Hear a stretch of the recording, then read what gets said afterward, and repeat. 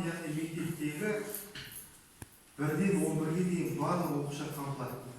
Өйткені бұл жерде баланың жас ерекшелігіне байланысты бөлінбейді. Мысалы үшін бірінші класстың денсаулық жағдайы ол ертеңгі біздің 11-ге бітіреміз. Сондықтан да бұл 1 мен 11-дің арасында оқушылардың барлығы қамтылады. Бұл жерде сынып жетекшілер өздерінің ашық сабақтарын өтіп, дене шынықтыру пәнінің мұғалімдері арнайы жоспарға сәйкес жаттығулары бар. Тәрбие саласында біздің мамандармен біріккен іс-шаралар жоспар арнайы құрылып бекітіліп, сол 10 күн көлемінде жүргізіледі. Одан кейін біздің бір тағы қуантарлық жағдай, биыл IT ауылдық әкімшілігінің ұйымдастыруымен, мектептің ұйымдастыруымен қыздар арасында баскетболдан әкім кубогы болды. Бұл әкім кубогына осы Қарасай ауданында 11 округ болатын болса, ауыл округ. Сол округтердің бәрінен бір командадан келіп қатысады. Оқушы арасында. Бұл біздің мектепте біз өткізуді жоспарлап, жоспарымыздың мақсатымызға айналып, нәтижеге жеттік.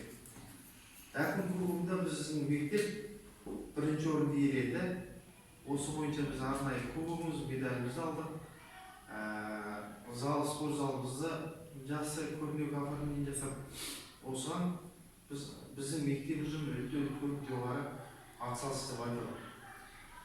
Одан кейін қыркүйек айында мерекелеріміздің кезекте отбасы бақыт бекен атты республикалық апталық өткізілген болады.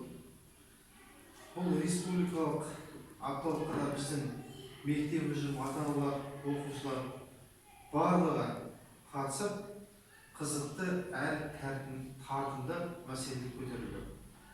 Биылда біз жаңа форматтағы ата-аналар жиналысын ұйымдастырдық қыркүйек айында. Бұл жердегі әр 1-2 класс бөлек, 3-4-ге бөлек, 5-8 бөлек, 10-11 бөлек деген сияқты әр ата-ананы шақырдық. Бірақ бұл жерде бағытталған негізгі мектеп психологтары бұл жиналысты жүргізуге бағытталды.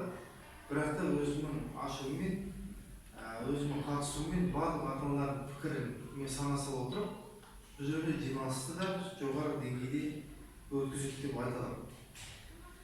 Қыркүйек айындағы ең негізгі бұл білім күннің басталуымен осы айдың арасындағы біздегі мына расписанияның сабақ кестесінің тұрақталуы бар. Одан кейін мектепке келіп жатқан алғашқы 1-ші сынып оқушылары, жаңа сыныптан сыныпқа көшіп жатқан оқушылар адаптация өткізілді. Бастауышты бітіріп 5-ке келіп жатқандар бар, мысалы үшін.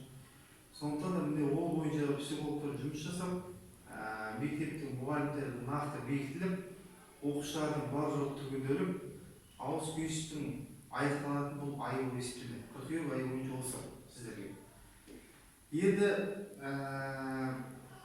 қарттарым асыл қазынан дейді, бізде қазан айында 1-ші қазан күні білесіздер, республика бойынша біздің қарттар күні. Қарттар күні бұл іс-шараға біз ауылдың ақсақалдарымен әжелерін шақырдық. Бұл жерде киелі бұл кісілер біздің оқушылардың өнерін тамашалап,